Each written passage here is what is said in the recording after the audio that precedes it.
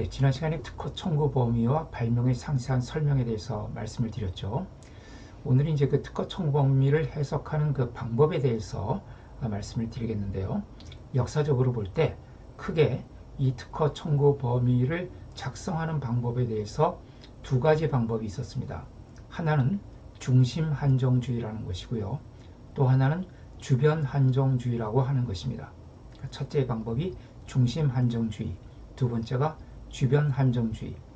이 중심 한정주의는 뭐냐 하면은 내가 어떤 발명을 했을 때 이제 그 발명으로서 보호받고자 하는 권리 범위, 그것을 이제 특허 청구 범위로 기재를 해서 출원을 한다, 이렇게 말씀을 드렸죠. 그럴 때 그 특허 청구 범위에 중심만 한정을 하는 겁니다. 그러니까 내 특허의 핵심은 이거다 하고 이렇게 중심되는 부분만 한정해서 기재를 해주면은 그 특허를 해석하는 법원이, 최종적으로 법원이 해석을 하겠죠. 그 법원이 그 핵심 사상을 바탕으로 해서 넓은 범위까지 인정을 해주는 것이 중심 한정주의의 입장입니다.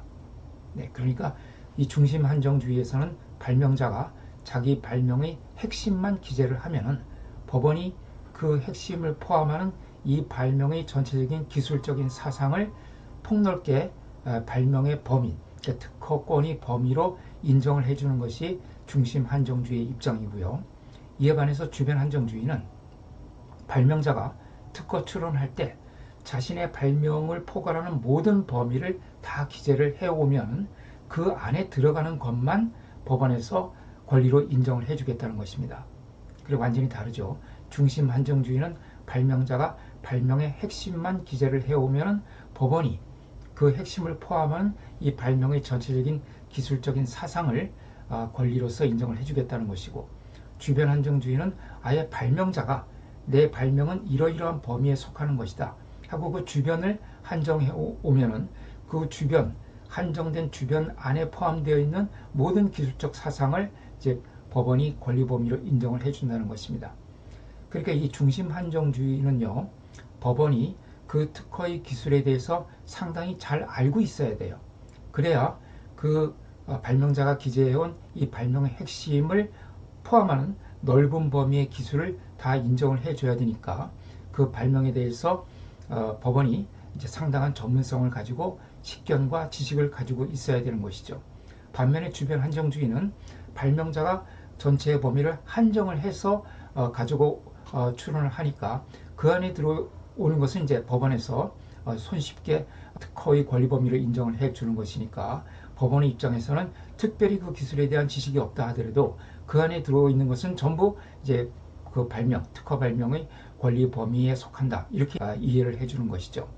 그래서 이제 중심 한정주의는 과거에 그 기술이 발달하기 이전에 있었던 그런 태도라고 볼 수가 있습니다. 그런데 기술이 점점 발달하고 또 최근에 와서 기술이 급속도로 발전하면서 이제 법원이 모든 기술, 모든 발명에 대해서 어떤 그런 충분한 이해를 갖는 것이 현실적으로 곤란하게 됐죠.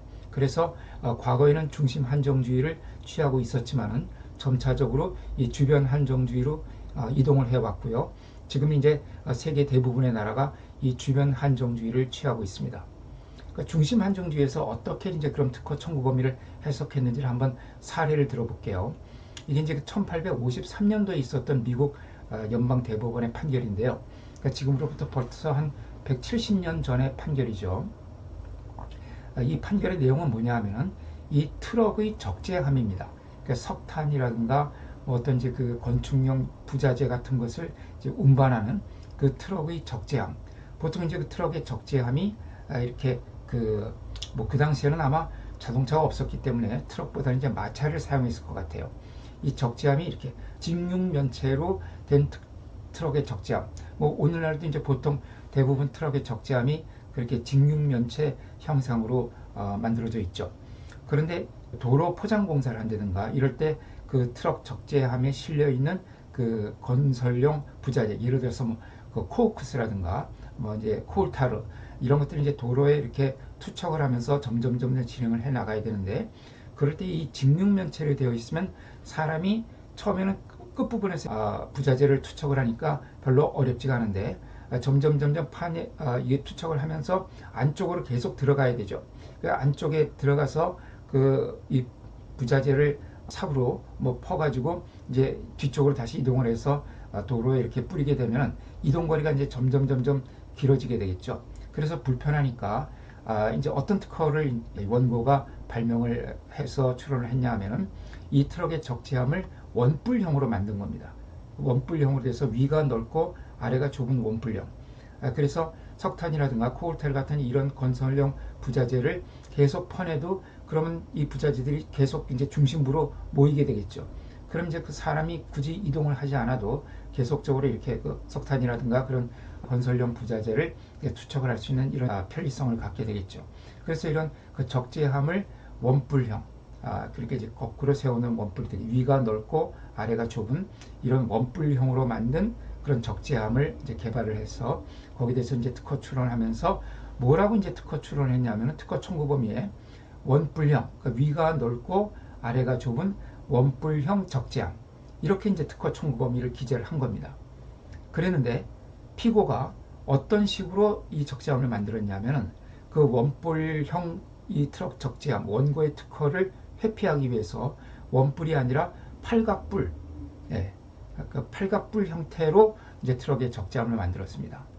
그러니까 이 원뿔과 팔각뿔은 뭐 작용 효과에 있어서는 거의 동일하죠. 차이 날 게 거의 없죠. 그 팔각뿔도 이제 그 이 부자재를 투척하면서 계속 중심부로 부자재가 모이게 되니까 원뿔형과 동일한 작용 효과를 가져오게 됩니다. 그런데 이제 원고는 그 특허 출원할 때 자신의 특허 청구 범위를 원뿔형이라고만 기재를 했거든요.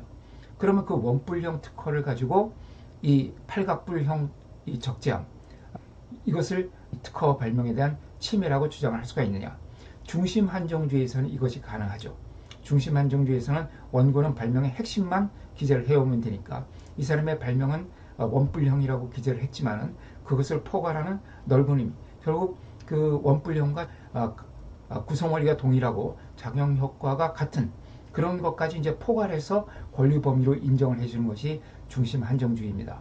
그러니까 이 우리가 지난번에 균등론이라는 것에 대해서 말씀을 드렸죠. 그러니까 특허 청구 범위와 꼭 동일한 것은 아니라 하더라도 그와 균등한 영역이 있는 것까지 침해를 인정을 한다 하는 것은 이 중심 한정주의와 잘 맞아 들어가게 돼요. 그러니까 중심 한정주의에서는 이 특허 청구 범위에 기재된 그 문헌, 문구를 벗어나서 그와 균등한 영역이 있는 것까지, 균등한 것은 뭐라고 했죠? 그 업계에 그 기술 분야에 종사하는 평균적인 지식을 가진 전문가가 용이하게 쉽게 바꿔 쓸 수 있는 것, 이것이 이제 균등하다고 말씀드렸죠. 일반적으로는 이제 동일한 또는 거의 이제 같은 그런 이제 작용 효과를 나타내는 것을 보통 균등 영역이 있다고 하는데, 그러니까 동일한 기술적인 구성 원리를 가지고 동일한 작용 효과를 나타내게 되면 이제 그것을 균등하다고 합니다. 바꿔 말하면 평균적인 기술자가 쉽게 치안해서 쓸 수 있는 것, 이것이 이제 그 균등론이죠. 이 균등론은 그래서 중심 한정주의와 잘 어울리게 됩니다. 그런데 이제 아까 말씀드린 것처럼 기술이 점점 발달하면서 주변 한정주의를 그 실무가 이동을 하게 됐거든요. 그러니까 발명자는 자신의 발명의 핵심만 기재해 오는 것으로는 부족하다. 그런 기술은 우리가 다 이해할 수가 없으니까, 법원의 입장에서 그것을 다 이해할 수 없으니까 너가 보호받고자 하는 전 범위를 기재를 해와라. 그러면 그 안에 들어가는 것은 다 내가 권리로 보호를 해주겠다. 이것이 이제 주변 한정주의거든요. 그래서 주변 한정주의로 이동을 해 갑니다. 그러면 그 주변 한정주의 하에서도 균등론이 적용될 수 있느냐 하는 것이 이제 문제로 되었는데요. 그래서 1950년도에 다시 한번 미국 연방대법원의 판결이 나오게 됩니다. 그것이 이제 그레버 탱크라는 사건인데요. 그러니까 위난스 판결로부터 거의 100년이 지난 판결이죠. 그리고 지금부터 한 70년 전에 있었던 판결인데요. 그 1950년대에는 이미 그 법원과 특허청의 실무가 그 중심 한정주의에서 주변 한정주의로 이동을 한 시점입니다. 그래서 이제 이 그레버 탱크 사건에서는 무엇이 문제가 됐냐면은 주변 한정주의에서도 이 균등론이 계속 적용될 수 있을 것이냐.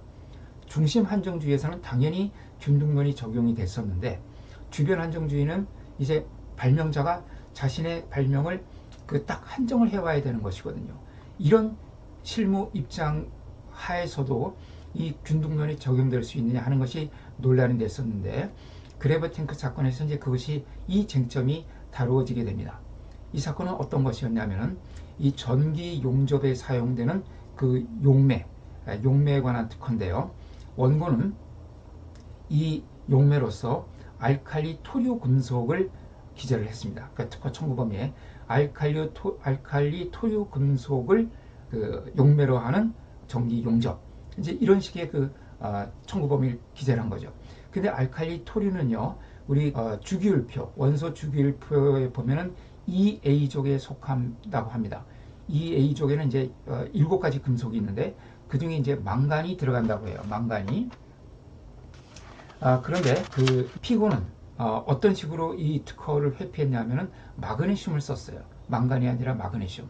마그네슘은 그 알칼리 토류 금속이 아니라 7A족. 알칼리 토류 금속은 주기율표에서 2A족에 속하는데 마그네슘은 7A족에 속한다고 합니다. 네, 제가 바꿔 말했네요. 이 그 마그네슘이 이제 알칼리 토류 금속이고요. 그러니까 그 망간은 7A족에 속합니다. 그러니까 2A족 알칼리 토류에 속하는 것이 이제 마그네슘이고요. 그 다음에 이제 망간은 7A족에 속합니다. 그러니까 원고는 알칼리 토류 금속을 특허 청구 범위에 기재를 했기 때문에 망간은 거기에 들어오지가 않죠. 그래서 이 당시는 이미 그 법원과 특허청의 실무가 주변 환경주의를 취하고 있을 때였거든요. 그러면 이때 그 망간을 마그네슘과 균등물이라고 해서 균등론에 의해서 특허 침해로 인정을 할 수 있을 것이냐 하는 것이 이제 문제가 됐습니다.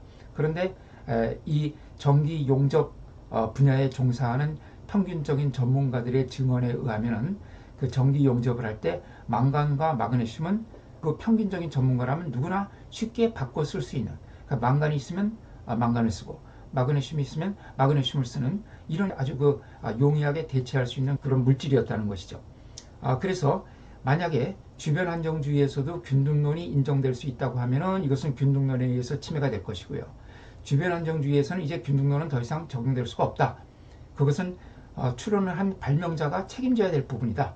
그러니까 자기가 알칼리 토리로 주장을 했으니까 그것을 벗어나는 것에 대해서는 침해로 볼 수가 없다. 이것은 이제 발명자가 스스로 부담해야 될 책임이다. 이런 입장이 또 있는 것이죠.